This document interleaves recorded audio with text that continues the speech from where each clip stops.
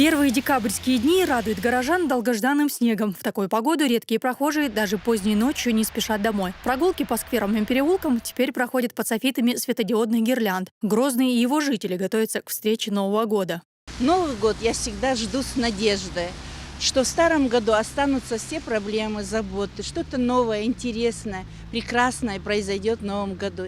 Главную елку на центральной площади установили несколько дней назад. Она пока еще не горит, однако уже собирает вокруг себя первых друзей. Ежедневный поход к елке уже стал обязательным ритуалом для Бессултановых. Сразу после детского сада многодетный папа спешит сюда с детьми. И хотя Новый год не за горами, все песни девочек пока о маме.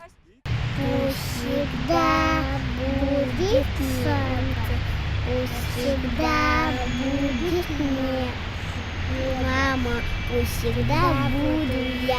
Высота центральной елки почти 51 метр. Она весит 102 тонны. Деревянная зеленая коза, которая станет хозяйкой будущего года, не любит помпезности и вычурности. Поэтому для украшения новогодней красавицы выбрали шары одинаковой формы золотого, серебряного, красного и синего цветов. Всего около 4000 игрушек. Светодиодные гирлянды будут обвивать дерево в 88 оборотов. Их общая протяженность составит 4 километра.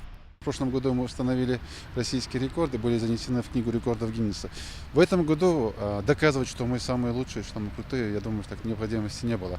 Но если вдруг в этом году кто-то установит выше нее, то на следующий год мы обязательно постараемся сделать еще выше.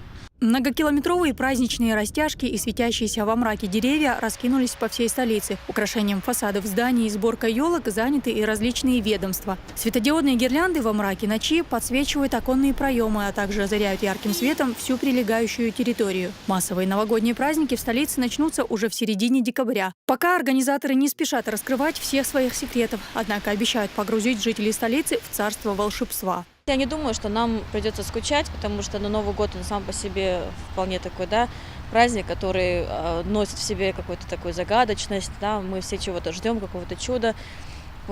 Я думаю, что мы сможем оправдать, всем нам будет интересно, весело, и мы все вместе войдем в наступающий Новый год с хорошим настроением.